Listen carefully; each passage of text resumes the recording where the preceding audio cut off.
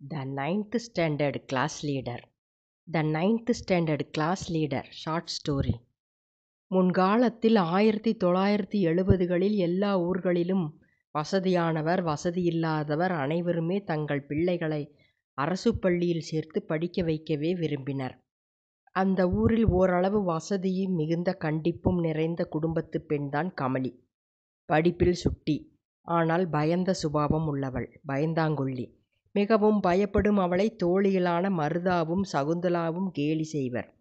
அவர்கள் சுமாராக படித்தாலும் மிகவும் பாசமாக கமலியுடன் பழகுவார்கள். கமலி அதிகமாக யாருடனும் ஒட்டமாட்டாள். அவள் வீட்டிற்கு யார் வந்தாலும் அவர் பெற்றோருக்கு பிடிக்காது.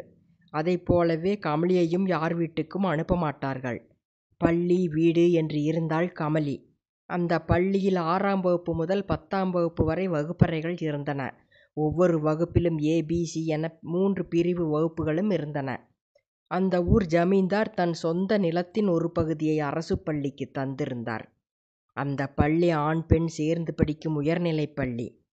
அங்கு தலைமை ஆசிரியராக பல வருடம் இருப்பவர் மிகவும் கண்டிப்பானவர். நேர்மையும் ஒழுக்கமும் மிகவும் முக்கியம் அவருக்கு.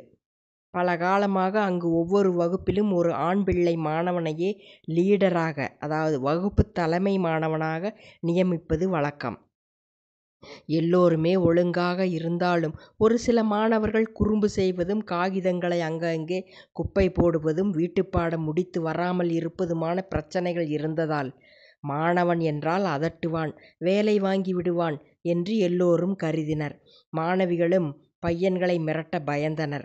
மாணவர்களை அதட்டி அவர்கள் ஏதாவது ஓங்கி பேச அது வீட்டுக்கு தெரிந்துவிட்டால் பெற்றோர்கள் கண்டிப்பார்களே என்கிற பயம் எல்லா மாணவிகளுக்கும் போல கமலிக்கும் இருந்தது.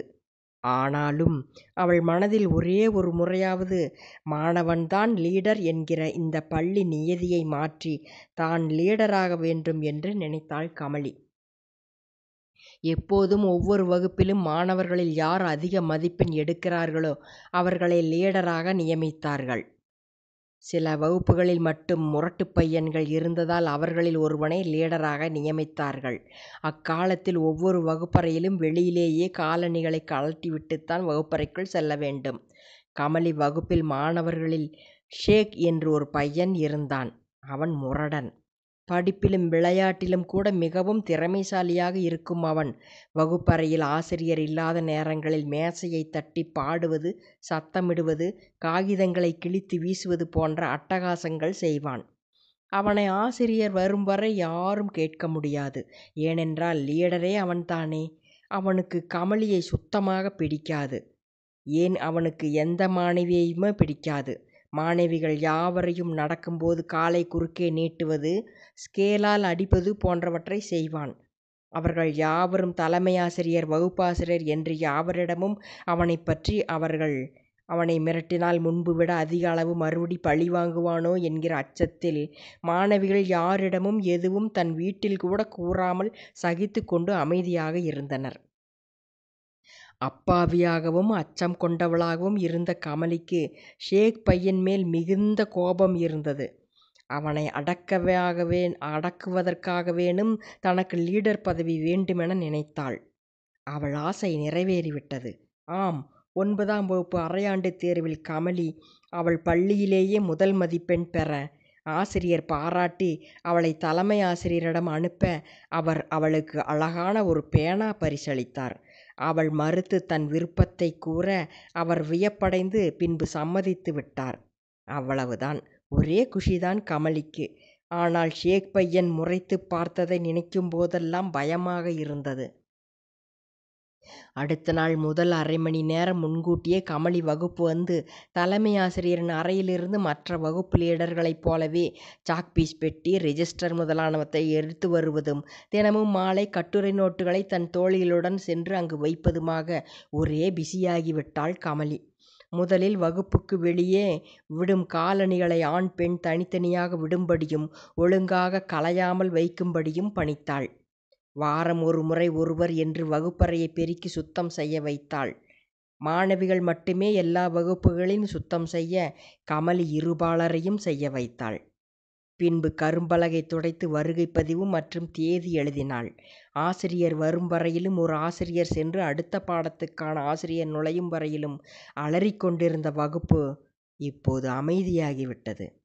கமலி சத்தமிடுவோர் பெயர்களை குறித்து அந்த பட்டியலை தினமும் தலைமை ஆசிரியரிடம் தர, அவர் அடுத்த நாள் காலை பிரேயர் வகுப்பிலேயே அதை படித்து அவர்களை கண்டிக்க எல்லோரும் அச்சமடைந்து அமைதியாயினர், ஷேக் தவிர. அவன் பிற வகுப்பு முரட்டு மாணவர்களுடன் சிநேகமாக இருந்ததால், அவர் யாவரும் லீடராக இருக்க இவனுக்கு பதவி பறிபோனதால் கமலி மீது ஆத்திரமாக இருந்தான். ஒரு 4 மார்க் கூடுதலாக மொத்த மதிப்பெண்கள் நம்மை விட பெற்றுவிட்டு இந்த சிறுமி இப்படி அடக்குகிறாளே என்று நினைத்தான். அவன் குறும்பு காரணமாக அவள் ரிப்போர்ட் செய்யாமல் இருந்தாள். அவனை மட்டும் விட்டுவிட்டு மற்றவர்களை அமைதிப்படுத்தினாள். வீட்டு பாடங்களை பரிசோதனை செய்தாள். அவள் நிர்வாகம் பார்த்து பள்ளியே அசந்தது. மற்ற ஆசிரியர்களும் காலனி ஒழுங்கு முதல் எல்லாவற்றிலும் கமலியை பின்பற்றும்படி தங்கள் வகுப்பு லீடர்களிடம் அறிவுறுத்தினர். கமலி தன்னை கண்டு மிகவும் அச்சப்படுவதால் தன்னை கண்டுகொள்வதில்லை என்று பெருமையாக பிற தோழர்களிடம் பேசினான் ஷேக். ஆனாலும் மற்ற வகுப்பு லீடர் தோழர்கள் அவனை கேலி செய்ய அவனுக்கு கமலி மீது தாங்க முடியாத எரிச்சல் ஏற்பட்டது. ஒரு நாள் கட்டுரை நோட்டு புத்தகங்களை தன் தலைமையாசிரியர் வகுப்பில் வைத்து தன் தோழிகளுடன் சற்று தாமதமாக கிளம்பினாள் கமலி.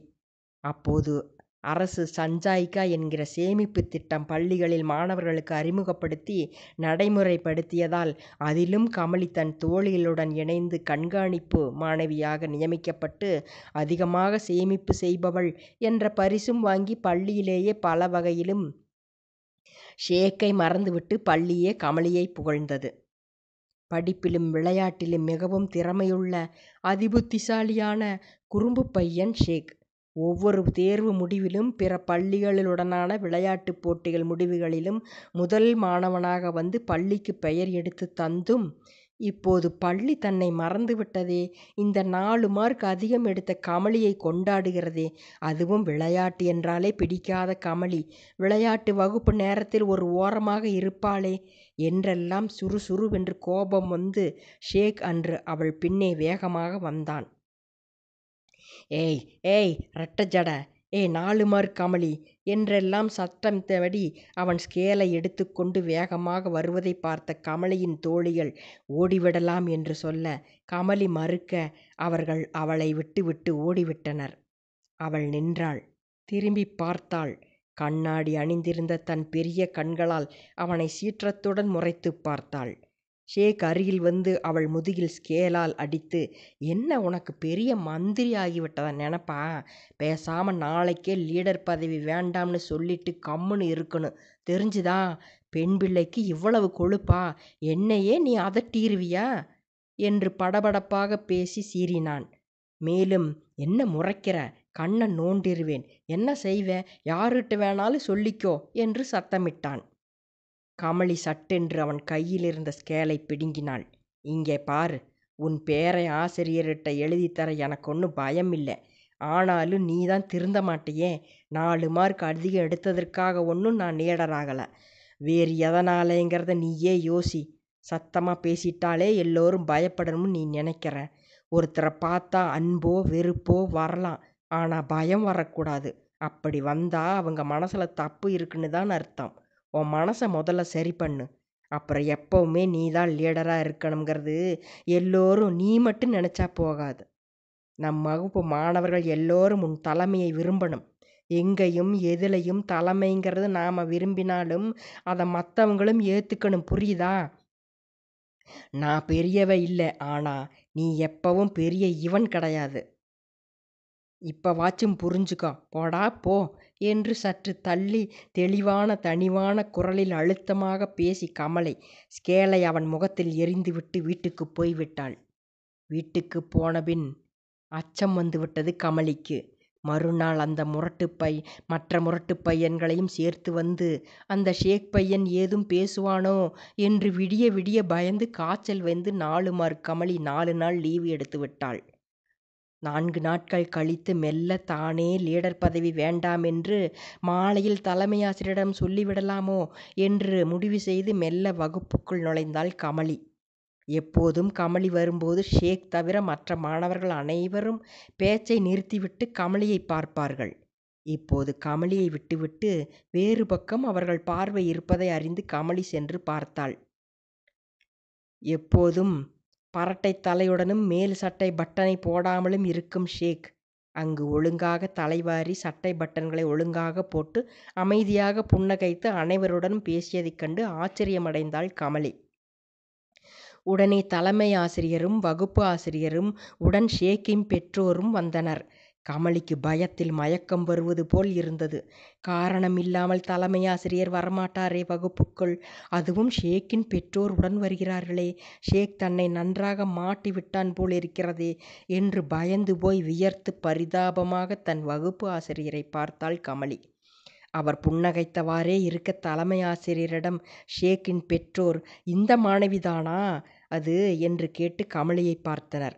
ஷேக் இப்போது 4 நாட்களாக அமைதியாக இருப்பதாகவும் குறும்பு செய்யாமல் தனக்கு உதவி செய்வதாகவும் தன் குட்டி தங்கையை கூட அடிக்காமல் விளையாடுவதாகவும் எல்லாவற்றுக்கும் மேலாக அவன் இப்போது ஒழுங்காக நமாஸ் செய்வதாகவும் அதற்கு காரணம் கமலிதான் என்று ஷேக்கின் தாயார் கூற, ஆசிரியர், தலைமை ஆசிரியர், ஷேக்கின் பெற்றோர் உட்பட மாணவர்கள் அனைவரும் கைதட்டி மகிழ்ச்சி அடைந்தனர். கமலி தான் லீடராக இருந்ததில் அந்த முரட்டு மாணவன் ஷேக் திருந்தியதை நினைத்து மகிழ்ச்சி அடைந்தாள். அவள் வகுப்பு மற்ற வகுப்புகளுக்கு முன் உதாரணமாக திகழ்ந்தது. முற்றும்.